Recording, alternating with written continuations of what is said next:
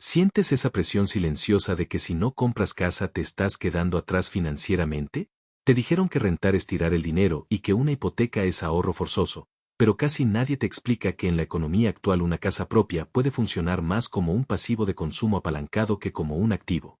De hecho, entre intereses, impuestos y costos invisibles, hay personas perdiendo millones mientras creen que están construyendo patrimonio, y esa contradicción empieza a doler cuando haces las cuentas reales. ¿Y si comprar casa no te estuviera haciendo más rico, sino más pobre? Mi nombre es Mateo y llevo años obsesionado con entender por qué en México algunas personas construyen patrimonio real mientras otras se endeudan durante décadas siguiendo consejos que ya no funcionan. No te voy a dar opiniones ni discursos motivacionales, voy a mostrarte una estructura clara basada en 13 pilares financieros, con datos reales, números concretos y supuestos que casi nadie se atreve a cuestionar. Si quieres entender cómo pensar como inversionista líquido en lugar de repetir el guión heredado, asegúrate de suscribirte y darle like, porque lo que viene no se parece en nada a otro video de bienes raíces. Te hicieron creer que el que renta está tirando el dinero y que el dueño siempre gana, pero esa es solo una ilusión psicológica muy bien diseñada. Porque cuando desmenuzas la matemática real, te das cuenta de que el propietario también tira dinero todos los meses, solo que lo hace de una forma más silenciosa y socialmente aceptada. Intereses hipotecarios que jamás regresan, predial que no construye patrimonio, seguros obligatorios que protegen al banco más que a ti y mantenimiento constante que no aumenta el valor real de la casa, todo eso es dinero a fondo perdido que se evapora igual que una renta. De hecho, en los primeros años de una hipoteca, la mayor parte de lo que pagas no va a tu casa, va directo al banco, lo que significa que durante mucho tiempo no estás comprando patrimonio, estás pagando por usar dinero ajeno. La psicología del dinero te hace sentir dueño, pero la aritmética revela otra cosa muy distinta, y cuando empiezas a sumar estos costos irrecuperables uno por uno, la idea de que solo el inquilino pierde empieza a desmoronarse lentamente mientras el verdadero enemigo se vuelve imposible de ignorar. Aquí es donde la fantasía empieza a chocar con la contabilidad real, porque antes incluso de hablar de plusvalía o de si la casa sube o baja de precio, hay un golpe financiero inmediato que casi nadie internaliza cuando decide comprar. En México, el primer error es ignorar el llamado impuesto de entrada, ese dinero que desaparece el mismo día que firmas y que jamás vuelve a trabajar para ti.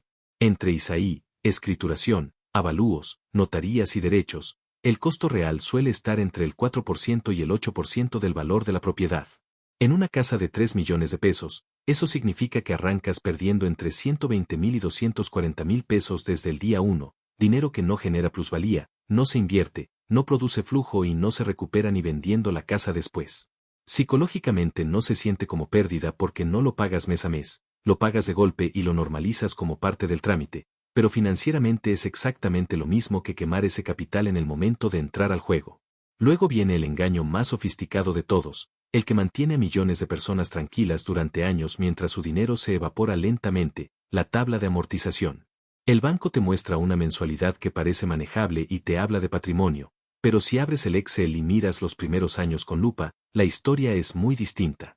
En la mayoría de los créditos hipotecarios en México, durante los primeros 5 a 10 años entre el 80% y el 90% de cada pago se va directo a intereses. Eso significa que si pagas 25,000 pesos al mes, solo 2,500 o 3,000 pesos están construyendo algo que realmente es tuyo, el resto es renta pura del dinero del banco. No estás comprando una casa, estás alquilando capital a largo plazo con un nombre más bonito. El cerebro ama la idea de estar pagando algo propio, pero la matemática no tiene emociones y deja claro que durante una década entera tu supuesto ahorro forzoso es, en realidad, una transferencia masiva de riqueza hacia la institución financiera. Y aquí entra otra trampa muy mexicana que casi nadie menciona con claridad, el CAT. El banco te presume una tasa de interés atractiva, pero el costo anual total real incluye seguros obligatorios, comisiones, gastos administrativos y productos que no puedes rechazar. Cuando sumas todo, el crédito termina siendo mucho más caro de lo que aparenta en el anuncio. Es la diferencia entre lo que te dicen que cuesta el dinero y lo que realmente pagas por usarlo. En la práctica, esto significa que el dinero que creías estar invirtiendo en ladrillos está trabajando con una desventaja estructural desde el primer día, porque el costo real del financiamiento es más alto que el que tu mente registra cuando tomas la decisión. A esto se le suma algo todavía más incómodo porque no llega en una factura clara ni con fecha fija, el mantenimiento invisible. Techos que se impermeabilizan, tuberías que fallan, pintura que se degrada, instalaciones eléctricas que envejecen, detalles que no lucen en las fotos del anuncio pero que exigen efectivo constante. La regla conservadora es simple y brutal, entre el 1% y el 2% del valor de la propiedad al año solo para mantenerla funcional. En una casa de 3 millones, esos son entre 30,000 y 60,000 pesos anuales que no aumentan el valor del inmueble, solo evitan que se deteriore. Es como tener un activo que sangra lentamente y al que debes alimentar para que no pierda valor, algo que rara vez se incluye en las cuentas optimistas que se hacen antes de comprar. Cuando juntas todas estas piezas, el impuesto de entrada que desaparece, los años iniciales de intereses que no construyen patrimonio, el CAT inflando el costo real del dinero y el mantenimiento constante que no genera retorno, empieza a verse un patrón incómodo. Comprar casa no es solo adquirir un bien, es comprometerse a una estructura de costos que drena liquidez de forma sostenida mientras te hace sentir seguro por tener algo a tu nombre. El problema no es que la gente compre, el problema es que compra sin ver este bloque completo de números y sin entender que, durante muchos años, su casa se comporta más como una renta carísima pagada al banco y al gobierno que como un activo productivo. Aquí es donde la mayoría de las personas deja de escuchar, no porque no entienda los números, sino porque el golpe psicológico es demasiado fuerte. Porque una vez que aceptas que comprar tiene costos ocultos brutales, el siguiente paso es todavía más incómodo: preguntarte qué habría pasado si ese mismo dinero no se hubiera enterrado en ladrillos. Y esta pregunta cambia por completo la conversación, porque ya no se trata de gustos, estabilidad emocional o sueños familiares, se trata de costo de oportunidad, el impuesto invisible más caro que paga quien compra casa para vivir. Empecemos por el enganche, ese 20% que te exigen para que el banco te apruebe como alguien responsable. En una propiedad de 3 millones de pesos, estamos hablando de 600,000 pesos que salen de tu bolsillo y quedan inmovilizados desde el primer día. Psicológicamente se siente como progreso, como dar un gran paso adelante, pero financieramente es capital muerto. Ese dinero deja de moverse, deja de generar interés compuesto y queda atrapado en un activo que no produce flujo. Ahora imagina ese mismo monto invertido en instrumentos líquidos. No en apuestas raras ni en esquemas milagro, sino en alternativas reales que cualquier persona puede usar. Si esos 600,000 pesos se colocan en CETES al 10% anual, algo completamente normal en el México actual, en un año generan 60,000 pesos sin riesgo, sin mantenimiento y sin estrés. En 7 años, ese capital prácticamente se duplica solo por el efecto del interés compuesto. En cambio, enterrado en una casa, ese dinero apenas acompaña la inflación y muchas veces ni siquiera eso, porque los costos asociados se comen cualquier ganancia nominal. Y aquí es donde entra una de las anomalías más absurdas del mercado mexicano actual, algo que casi nadie quiere decir en voz alta porque rompe el mito inmobiliario desde la raíz. El famoso cap rate, o retorno por rentar una propiedad residencial, suele estar entre el 3% y el 5% anual en ciudades como Ciudad de México, Monterrey o Guadalajara. Esto significa que si compras una casa de 3 millones y la rentas, en el mejor de los casos obtienes 150,000 pesos al año antes de gastos, muchas veces menos. Ahora compáralo con la tasa libre de riesgo. CETES pagando por encima del 10% anual. Sin inquilinos, sin reparaciones, sin predial, sin llamadas de emergencia. La matemática es tan brutal que resulta incómoda. El activo aburrido le gana por el doble al ladrillo que te vendieron como patrimonio seguro. Este diferencial no es pequeño, es estructural. Significa que cada año que eliges comprar para vivir, estás renunciando voluntariamente a un rendimiento superior por quedarte en uno inferior y más riesgoso. Y aquí ocurre un fenómeno psicológico fascinante. El cerebro humano odia ver pérdidas explícitas, pero tolera muy bien las ganancias que nunca existieron. Nadie siente dolor por el dinero que no ganó, aunque sea muchísimo más del que perdió. Por eso el costo de oportunidad es tan peligroso, porque no se ve, no se factura y no genera alarma emocional inmediata, pero destruye riqueza lentamente, como una fuga silenciosa. Ahora sumemos otro mito profundamente arraigado, la idea de que la casa te protege contra la inflación. Suena lógico, se repite en sobremesas y da tranquilidad mental, pero cuando lo analizas con frialdad, se desarma. Sí, el precio nominal de las casas sube con el tiempo, pero también sube el costo de mantenerlas. Materiales, mano de obra, seguros, impuestos, todo se encarece. Muchas veces, el aumento en el valor del inmueble apenas compensa estos costos crecientes. La ganancia real, ajustada por inflación y gastos, es mucho menor de lo que se presume. En contraste, los instrumentos financieros bien estructurados no solo protegen contra la inflación, la superan de forma consistente, especialmente cuando se invierte de manera global. Y aquí entramos a otro punto que rara vez se discute desde la psicología del dinero, el riesgo cambiario. Comprar casa en México significa concentrar una parte enorme de tu patrimonio en un solo activo, en una sola ubicación geográfica y en una sola moneda, el peso mexicano.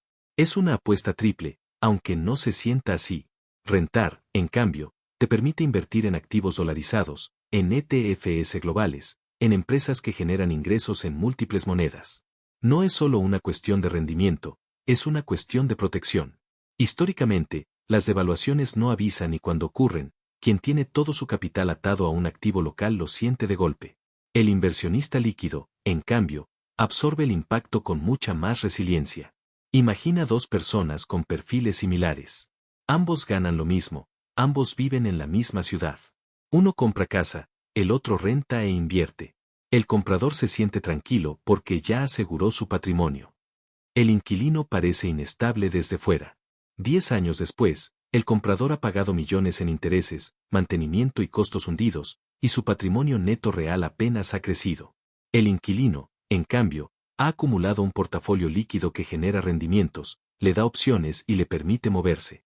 La diferencia no está en el ingreso, está en la estructura de decisiones. Y aquí ocurre otro cambio psicológico clave. El dinero líquido cambia la forma en que tomas decisiones.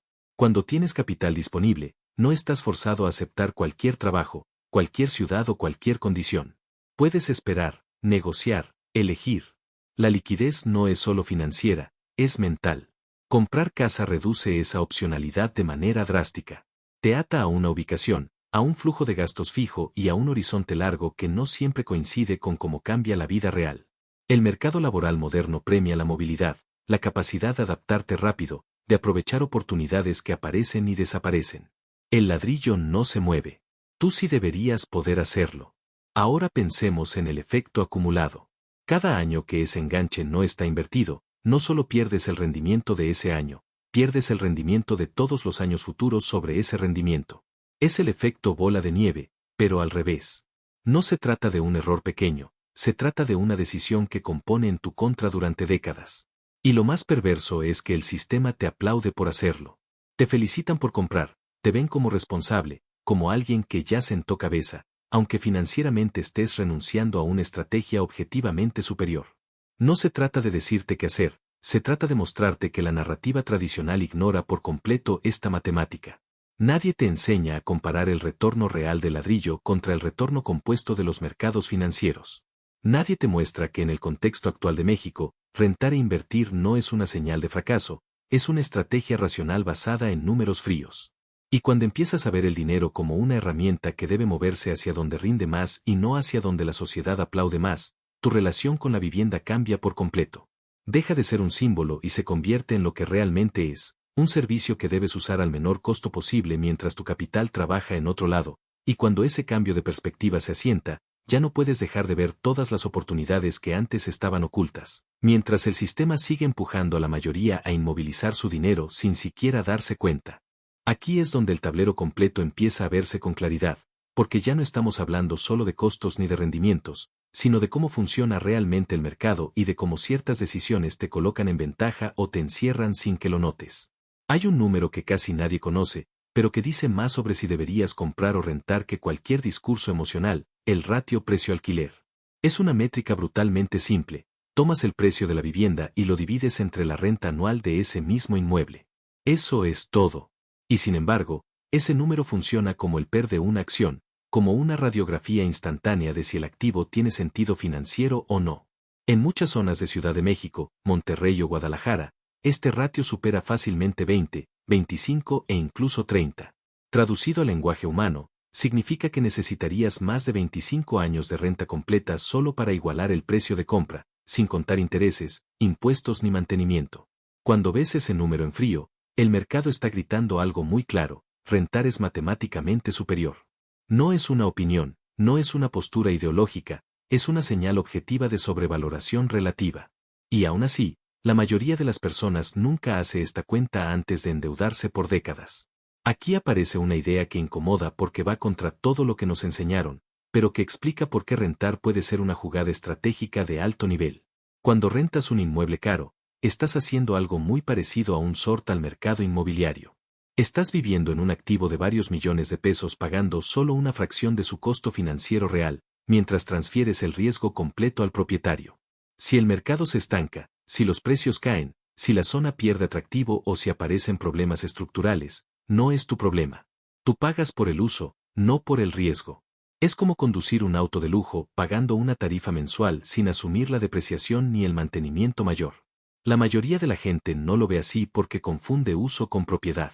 Asumen que disfrutar algo implica poseerlo, cuando en realidad lo único que necesitas es acceso. Y el acceso, bien negociado, suele ser mucho más barato que la propiedad. Esta distinción cambia por completo la lógica financiera de la vivienda. Dejas de verla como un trofeo y empiezas a verla como un servicio. Y los servicios deben optimizarse por costo, no por orgullo. Ahora pensemos en otro factor que rara vez se discute con honestidad en México, la iliquidez extrema del mercado inmobiliario. Vender una casa aquí no es como vender una acción o un ETF. Puede tomar meses, a veces años. Mientras tanto, tu capital está congelado, atrapado en un activo que no puedes fraccionar, no puedes mover y no puedes usar rápidamente si surge una oportunidad o una emergencia. En contraste, los mercados financieros te permiten convertir activos en efectivo en cuestión de minutos. Esa diferencia no es menor, es la diferencia entre reaccionar y quedar paralizado. La iliquidez tiene un costo psicológico enorme. Te vuelve más conservador, más temeroso, más reacio a cambiar. Aceptas trabajos que no te gustan, ciudades que no te convienen y situaciones que no elegirías si tu dinero estuviera disponible. El inversionista líquido vive con opcionalidad. Puede decir no. Puede esperar. Puede moverse. El propietario apalancado vive con rigidez. Cada decisión está condicionada por la hipoteca, por el miedo a no poder cubrirla, por la imposibilidad de salir rápido sin pérdidas significativas. Y hablando de salir, hay otro costo que casi nunca se internaliza hasta que es demasiado tarde, las comisiones de venta. En México, vender una propiedad implica pagar entre 5% y 6% del valor en comisiones y gastos asociados. En una casa de 3 millones, esos son 150,000 a 180,000 pesos que desaparecen solo por cerrar la operación. Es otro costo hundido que se suma a la lista, otro golpe que no genera valor y que castiga especialmente a quien necesita movilidad. Aquí entra un concepto clave que separa a quienes usan el sistema de quienes son usados por él, la prima de movilidad. Rentar te da una ventaja invisible pero poderosa.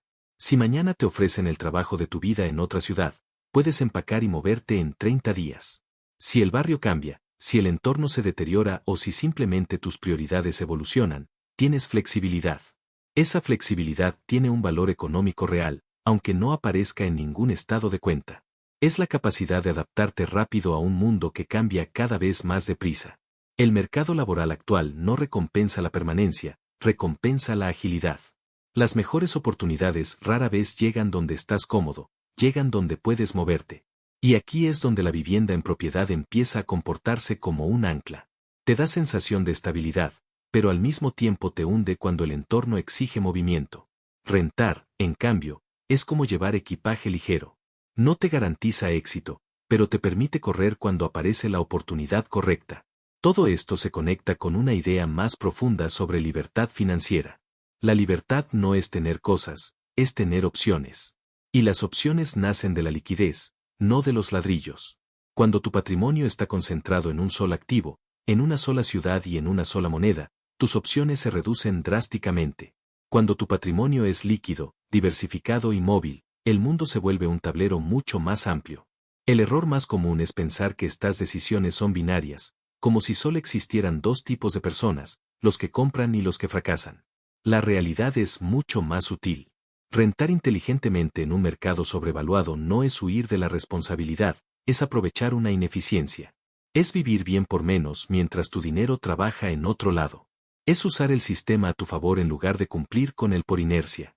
Y cuando empiezas a ver el mercado desde esta perspectiva, algo cambia en tu cabeza. Dejas de preguntarte cuándo comprar y empiezas a preguntarte bajo qué condiciones tendría sentido hacerlo. Dejas de perseguir el ideal social y empiezas a construir una estrategia personal basada en números, riesgo y flexibilidad. Porque al final, la vivienda no debería decidir tu vida financiera, debería adaptarse a ella, y esa diferencia, aunque parece pequeña, es la que separa a quien queda atrapado de quien conserva el control, mientras el ruido exterior sigue empujando a la mayoría a decisiones rígidas en un mundo que ya no lo es. Aquí es donde las opiniones dejan de importar, porque cuando pones todos los números en la misma mesa ya no hay narrativa que lo salve. En una compra típica en México empiezas perdiendo entre 4% y 8% solo en impuestos y escrituración, luego pasas años pagando hipotecas donde hasta el 90% de la mensualidad es interés puro, sumas un 1% o 2% anual en mantenimiento para que la casa no se caiga a pedazos y, aún así, el retorno real del inmueble rara vez supera un 4% o 5% al año. Del otro lado, el dinero líquido colocado en instrumentos simples como CETES ha estado pagando alrededor del 10% anual, sin llamadas de emergencia, sin comisiones de venta y con disponibilidad inmediata. Cuando haces la comparación directa, no es que rentar se sienta mejor, es que comprar se vuelve matemáticamente difícil de justificar, porque mientras un lado compone a tu favor, el otro compone en tu contra, y esa diferencia, sostenida durante años, no se nota al principio, pero termina separando trayectorias financieras completas mientras la mayoría sigue tomando decisiones basadas en costumbre y no en aritmética, respirando hondo antes de aceptar que los números no mienten. Aquí ocurre el verdadero cambio, no en la hoja de cálculo sino en la cabeza. Dejas de verte como alguien que no ha llegado porque no tiene casa y empiezas a entender que tu ventaja no está en lo que posees, sino en lo que puedes hacer con tu dinero.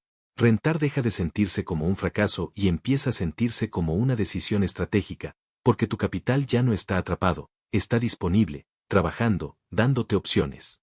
El dinero pasa de ser una fuente constante de ansiedad a convertirse en una herramienta que amplía tu margen de maniobra, tu capacidad de decir no, de esperar, de moverte cuando aparece algo mejor.